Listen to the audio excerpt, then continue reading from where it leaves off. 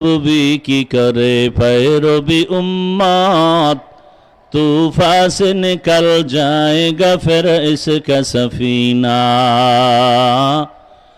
तूफान से निकल जाएगा फिर इसका सफीना। आशिक हो बिरादर शहंशाह दो आलम, आशिक हो बिरादर शहंशाह दो आलम, मिश्को से ज़्यादा मुबारक जिसका पसीना, मिश्को से ज़्यादा मुबारक जिसका पसीना। कर दिल में तरफ हो मेरे आका का ज़ियारत, कर दिल में तरफ हो मेरे आका का ज़ियारत। एक आन में आए नबी दिखला दे मदीना, एक आन में आए नबी दिखला दे मदीना। ঐতিহাসিক চরমনার অগ্রহায়ণের মাহফিলের সারা দেশ থেকে আগত আল্লাহ পাকের আশিকিন, জাকিরিন, শাকিরিন, মুহিব্বিন,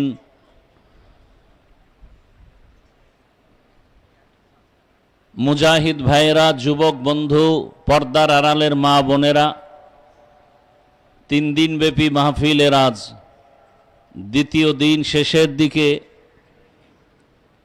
বিশাল এ সম্মেলন, এই সমাবেশ, এ মাহফিলের মধ্যমণি হজরত পীর সাহেব হুজুর চরমনাই দামাত বারাকাতুহুম, নায়েবে আমিরুল মুজাহিদিন দামাত বারাকাতুহুম সহ দেশ বরেণ্য উলামায়ে কেরাম,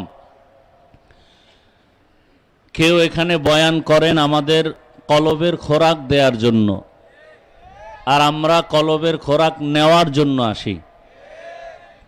আল্লাহ পাক আমাদের এই ময়দান থেকে কলবের খোরাক নিয়ে যাওয়ার তৌফিক আল্লাহ দান করেন।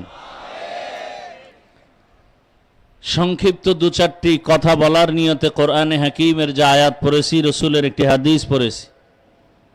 আল্লাহ পাক বলেন, ওয়া আম্মা মান খাফা মাকামা রাব্বিহি ওয়া নাহান নাফসা আনিল হাওয়া ফাইন্নাল জান্নাতা হিয়াল মাওয়া।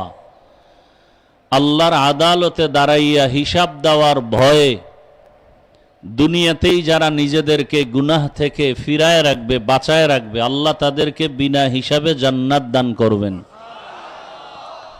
নবীজি বলেন, ইত্তাকিল মাহারিম তাকুন আবাদান নাস। আল্লাহর নিষিদ্ধ জিনিস থেকে নিজেকে বাঁচাও, তো আল্লাহ মর্যাদা মানুষের কাছে বৃদ্ধি করে দিবেন। তো আল্লাহর আদালতে দাঁড়াইয়া হিসাব দেওয়ার ভয় অন্তরে জমা করে গুনাহ থেকে বাঁচার কথা আল্লাহ বলেছেন। আল্লাহর আদালতে দাঁড়ানোর ভয় কেন? এবং আল্লাহ পাক রব্বুল আলামিন বারবার আমাদেরকে ভয়ের কথা বলেন। কোরআনের শুরুতেও ভয়, শেষেও ভয়, বারবার। যালিকাল কিতাবু লা রাইবা ফীহি হুদাল লিল মুত্তাকিন। আল্লাহ কোরআন নাজিল করেছেন, মুত্তাকি ভয়ঙ্কর না দয়ালু? তাহলে দয়ালু আল্লাহকে ভয় করব কেন? আল্লাহ পাক রব্বুল আলামিন বারবার, শুধু আমাকে, আমাদেরকে না, যে রসুল আল্লাহ পাকের এত প্রিয়, যার চেহারা দেখলেই ক্ষুধা নিবারণ হয়ে যায়, সেই রসুলকেও আল্লাহ বলেন ভয় করার জন্য। ইয়া আইয়ুহান নাবিয়্যুত্তাকিল্লাহ ওয়া লা তুতি'ল কাফিরিনা ওয়াল মুনাফিকিন। হে রাসূল, আমি আল্লাহকে আপনি ভয় করেন, কাফের মুনাফিকের অনুসরণ করবেন না। বারবার বারবার এই ভয়।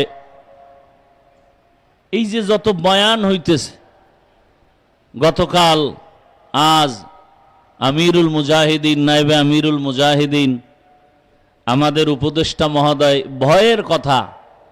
কারণ তাকওয়া, আল্লাহর ভয় এমন একটা মেডিসিন, যেটা অর্জন করতে পারলে সে বিনা হিসাবে জান্নাত পেয়ে যাবে।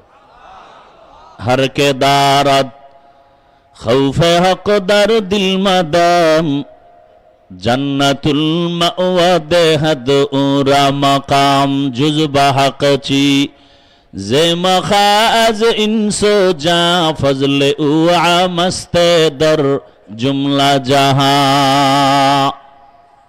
একদিকে আল্লাহ বলেন আমাকে ভয় করো, অন্যদিকে আল্লাহ বুঝাইতে চান আমি চাই না কেউ আমার গোলাম জাহান্নামে যাবে। আমি আল্লাহ চাই আমার মোহাব্বতের প্রত্যেকটা বান্দা বান্দি জান্নাতে যাক, কারণ আমি আল্লাহ বড় আদর করে মানুষ বানাইছি।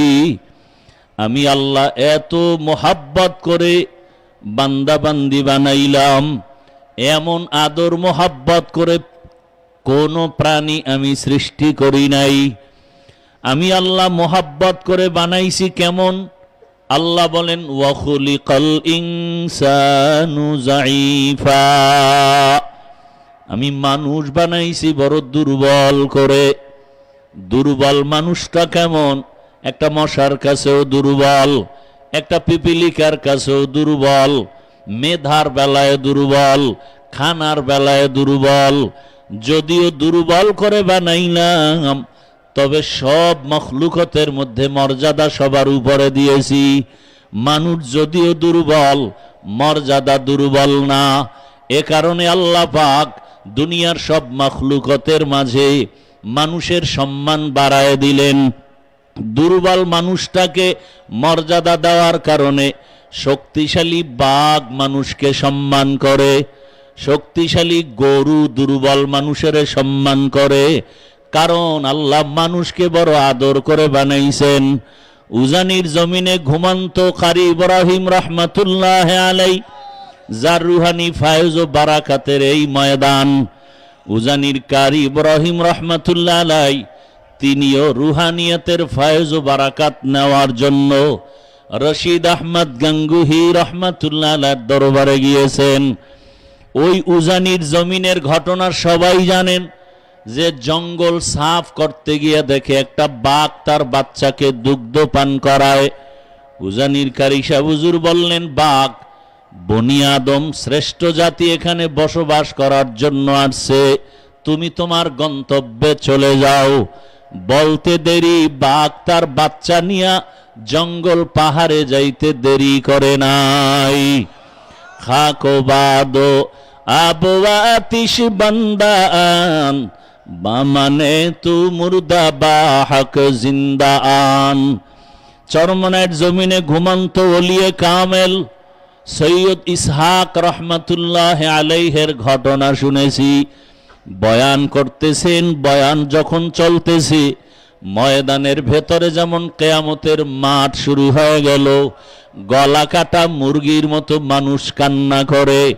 একজনে বলে বয়ান বুঝি না।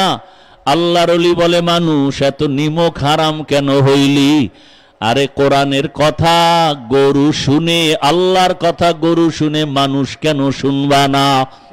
এ কথা বলিয়া গরুকে ডাক দিছে, গরু দৌড়াইয়া হাজির হয়ে গেছে। এটা আমার আল্লাহ পাকের কুদরত।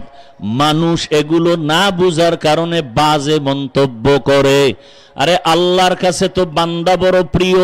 আল্লাহ পাক যাকে বেশি মোহাব্বত করেন, সারা দুনিয়ার সব মখলুক তার গোলাম বানায়া দেন। আল্লাহ পাক তার নবীকে পর্যন্ত বলেন আমাকে ভয় করেন, ভয় করিয়া গুনাহ থেকে নিজেকে বাঁচান। রহমতের নবীকেও তাকওয়ার কথা বললেন, সারা দুনিয়ার মানুষকে বললেন গুনাহ থেকে নিজেকে বাঁচাও, তবে বাঁচাবার জন্য লাগবে আল্লাহর ভয়। আল্লাহর আদালত তো বড় দয়াময়, আল্লাহ বড় দয়ার মালিক, কিন্তু আল্লাহ বারবার ভয়ের কথা বললেন কেন? বলে আল্লাহর আদালতটা হবে বড় ভয়ঙ্কর। আম্মা জান আয়েশা রাদিয়াল্লাহু আনহার কথা আমি প্রায় সময় বলি। একদিন তাকায় দেখে রহমতের নবী ঘরের হুজরার মধ্যে বসে কান্না করেন। আম্মা জান আয়েশা রাদিয়াল্লাহু আনহা বলেন, ইয়া রাসূলুল্লাহ আপনি কান্না করেন কেন? রহমতের নবী বলেন, হ্যাঁ আয়েশা, আমার জীবনে দুইটা কথা মনে পড়লে বেশি কান্না করি। একটা হলো আমার দুঃখের জীবনের সময় আমার আপন বলতে কেউ ছিল না, আর একটা সময়ের কথা মনে পড়ে, হাসরের মাঠ, যেদিন আল্লাহর আদালত কায়েম হয়ে যাবে, এ জমিনটা পুরা হবে হাসরের মাঠ, আর মক্কার পার্শ্বে আরাফার ময়দান হবে আল্লাহর আদালত। আল্লাহর নবী বলেন ওই দিন সমস্ত মানুষগুলো উলঙ্গ দাঁড়াবে। আম্মাজান আয়েশা বলেন, মানুষ কি লজ্জা পাবে না? নারীদের দিকে তাকাবে, লজ্জা হবে না? আল্লাহর নবী বলেন,